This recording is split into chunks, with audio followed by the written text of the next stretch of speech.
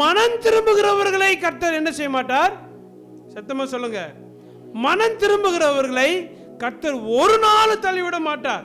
2 Samuel 12:13 வாசிங்க. 2 Samuel 12:13 அங்கே ரொம்ப அழகாய் சொல்லப்பட்டிருக்கிறது. அப்பொழுது தாவீது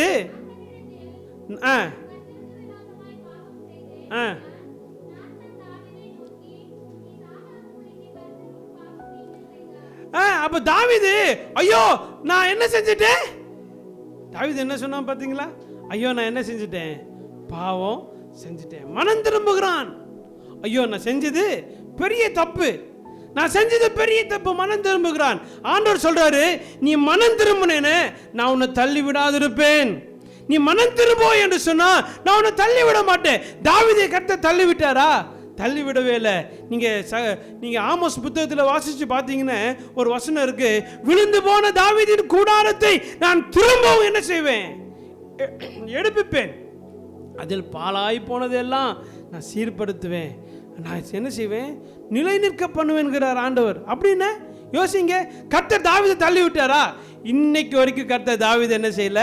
தள்ளி விடவே இல்லை. காரணம் மனம் திரும்புதல். மனம் திரும்புதல் நம்ம வாழ்க்கையில முழுமையான ஒரு மனம் திரும்புதல் வேணும். அரையும் குறையுமா நான் ஆண்டவர்கிட்ட வரேன்னு இருக்கக்கூடாது. முழு மனதோடு முழு மனசா ஆண்டவரை நீங்க தேடி வந்தீங்கன்னா கர்த்தர் என்ன செய்வார்? உங்களை ஆசீர்வதிப்பார். மனம் திரும்புதல் என்றால் என்ன? சுருக்கமா ஒரு காரியம் சொல்லுங்க. மனம் திரும்புதல் என்றால் என்ன?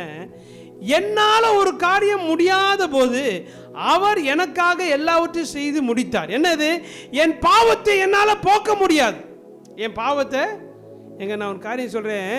இங்க ஒரு அழுக்கு இருக்கு, என் சரீரத்தில் ஒரு அழுக்கு இருக்குன்னா நான் சோப்பு போட்டு கழுவி என்ன செஞ்சிருவேன்?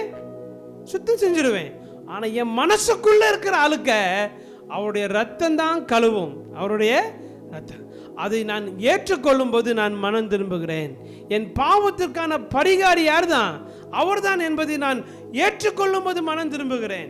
அப்போ என் மனம் திரும்புதல் ஒவ்வொரு நாளும் என்ன செய்யணுங்க? எல்லா விஷயத்திலும் மனம் திரும்பணும். பாருங்க, இன்னும் தேவ பிள்ளைகள் நிறைய பேர், கிறிஸ்தவர்கள் பேரு, ஆவிக்குரிய இதுல வேற என்னது? ஆவிக்குரிய கிறிஸ்தவன்னு பேரு. சர்ச்சுக்கு போறோம், பைபிளை தூக்குறோம், ஜெபிக்கிறோம். ஆனா இன்னும் அநேகர் நாள் பார்க்குறாங்க. இன்னும் அநேகர் என்ன பார்க்குறாங்க? வெள்ளிக்கிழமைங்க, இது புதன்கிழமைங்க, இது செவ்வாய்க்கிழமைங்க, ஐயோ இது சனிக்கிழமைங்க. 6 மணி ஆச்சுங்க. 6 மணிக்கு மேலே என்ன செய்யக்கூடாது? காசெல்லாம் வெளியே யாருக்கும் கடன் என்ன செய்யக்கூடாது?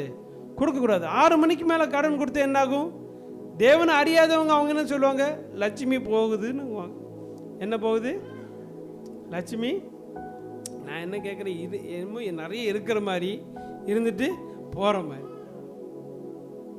அப்போ பாருங்க, சில தேவையில்லாத உலக காரியங்களெல்லாம் இன்னும் பிடிச்சு வச்சுருந்தோம்னே ஆண்டவர் சொல்கிறார், நீ இன்னும் சரியாக மனம் திரும்பலை, இன்னும் மனம் திரும்பலை.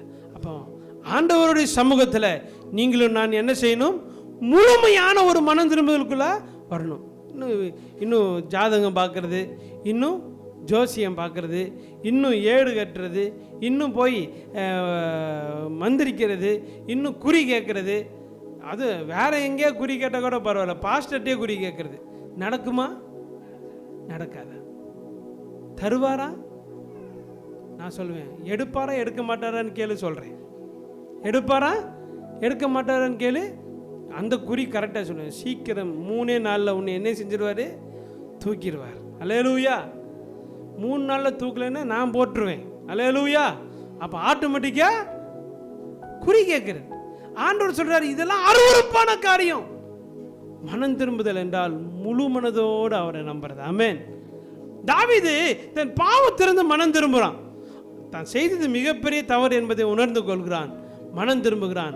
கர்த்தர் தாவீதை பார்த்து சொல்றார், நீ என் இதயத்துக்கு ஏற்றவன். ஆமென். அல்லேலூயா. நீங்க மனம் திரும்பும் போது ஆண்டவர் உங்களை பார்த்து சொல்வாரு, என்ன சொல்வார் தெரியுமா? என் இதயத்துக்கு ஏற்றவனே, என் இருதயத்துக்கு ஏற்றவளேன்னு சொல்லி ஆண்டவர் உங்களை அழகா பேசுவார். ஆமென். அல்லேலூயா.